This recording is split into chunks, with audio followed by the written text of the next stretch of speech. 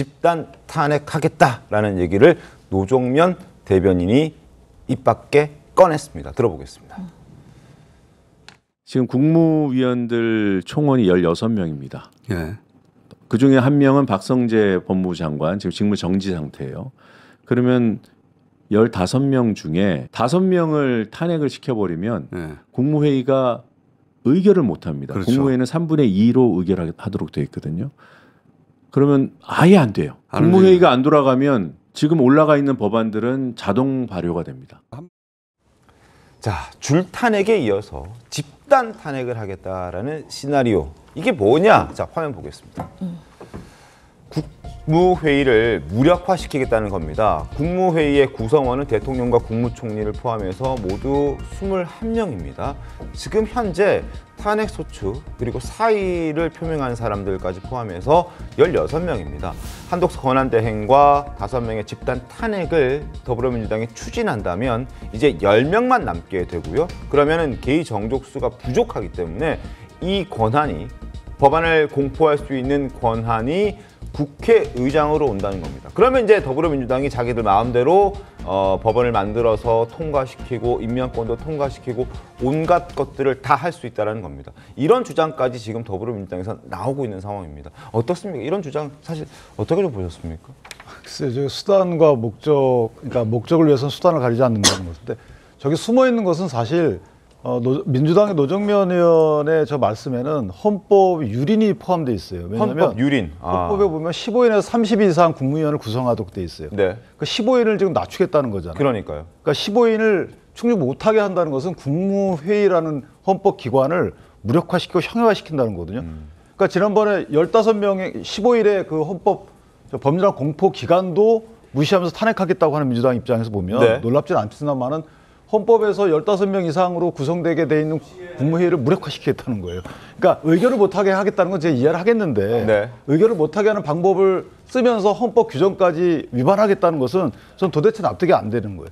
노정면 의원님 경우에 법학을 전공한 걸로 제가 알고 있는데 네. 저런 사고방식을 글쎄요 좀 실수하신 거라 제가 이해하고 싶고요. 실수한 거다. 또 하나는 저렇다고 해서 못하는 건 아니에요. 예를 들어서 네. 지금 국무회의의 의결을 거쳐야 되는 거 필수적입니다. 네. 그런데 의결이 거기에 귀속되지는 않아요. 그러니까 국무회의 의결을 거치지 않고 그냥 거부권 행사해도 돼요. 다만 네. 탄핵 소추 사유가 될 뿐이죠. 아하. 저희가 법조계에서는 국무회의 의결을 거치지 않는 그 해당 대통령의 여러 가지 행위에 대해서 무효는 아니라고 봐요. 탄핵 소추 사유가 있을 뿐이라고 보기 네. 때문에 거부권 행사가 효력이 없다 이렇게 되지는 않아요. 그러니까 저 부분도 법리적으로 결론적으로 틀린 말씀을 하시면서 그 결론의 그 과정에서는 또 헌법 위반까지 하시는 그러니까 과정도 그렇고 결론도 그렇고 좀 안 맞다 이렇게 생각합니다.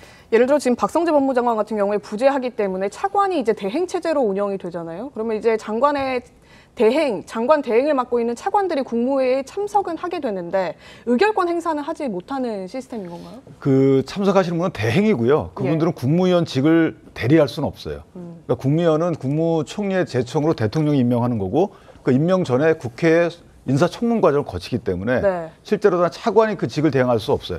저희가 이게 약간 이원화돼 있어서 그런데 국무위원과 장관은 사실 개념적으로 구별되는 겁니다. 예. 국무위원은 국무회의를 구성하는 구성원인 것이고 장관은 그 국무위원회에서 결정한 정책을 집행하는 기관이기 때문에 실제는 개념적으로 달라요. 네. 따라서 이 행정각부의 차관이 국무위원직을 겸직하는 장관이 없다고 해서 국무위원직을 당연히 그 권한을 행사할 수는 없어요. 그러니까 그 부분은 노정면 의원님 말씀이 맞아요. 그런데 결론적으로 틀리다는 거죠. 네. 사실은 그 법률안 공포는 할 수 있어요. 그러나 이제 그럼 탄핵을 또 하겠죠. 이런 그렇죠. 이제 복마전이 있는 건데 어쨌든 그냥 개인의 의견으로 민주당에서 말씀하셨기 때문에 저렇게 진행되지는 않는다고 보지만 저는 발상을 할 때 법을 만드는 국회에서 헌법을 위반한 발상한다는 것 자체가 좀 놀랍다.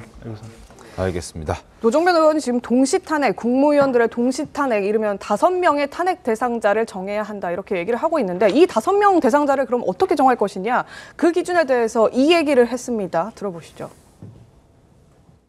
권한 대행 순서는 제가 볼 땐 별로 의미가 없어요. 이 내란 사건에 동조했을 가능성이 있는지 여부만 판단해서 이를테면 그 계엄 선포 직전 국무회의라고 칭해지는 그 이상한 모임에 있었는지 여부를 판단해서 있었던 사람들을 한꺼번에 탄핵시키는 방안이 있죠. 한 번에. 네. 그러니까 순서대로 하면 그렇구나. 시간이 걸리니까. 시간도 걸리고 또 혼란도 오히려 더 커지고.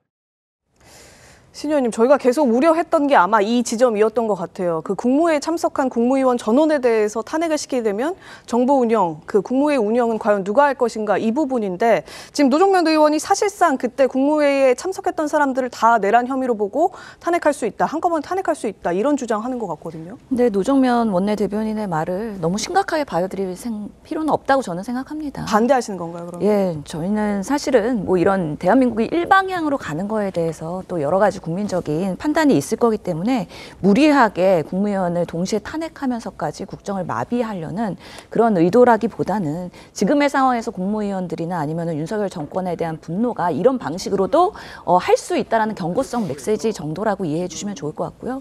그렇기 때문에 주승래 수석 대변인도 이게 개인 의견이라고 선을 그었고 민주당의 공론화되는 그런 당론으로서 될 수 있기는 매우 어렵다라는 게 제 생각입니다. 물론 이 노정면 의원이 원내 대변인이기 때문에 좀 말을 신중할 필요는 있었다. 네. 그리고 또 유튜브에 출연해서 얘기한 것이기 때문에 더더욱이 좀 그런 상황이 되면은 또 강성 지지자들의 그런 뭔가 힘을 입어서 그렇게 좀 과도하게 섣불리 얘기할 수 있는 우려는 있긴 한데 이런 것들이 실제로 정말 구현될 것이냐 민주당도 그렇게까지 하지는 않을 거라고 보고요. 특히 그날의 비상계엄에 국무위원들이 참석했다는 것만으로 탄핵이 된다는 거에 대해서 어디까지 법적으로 공감대가 형성될 것이냐에 대한 부분도 있기 때문에 저는 경고성 메시지로 조금은 섣부르게 나간 부분이 있고 너무 과잉 해석될 필요는 없다라고 생각합니다. 알겠습니다. 뭐 경고성 메시지 그리고 개인의 의견이라고 치부한다 하더라도 집단 탄핵 이야기를 꺼낸 것은 그렇게 적절해 보이지는 않는다는 의견도 많습니다.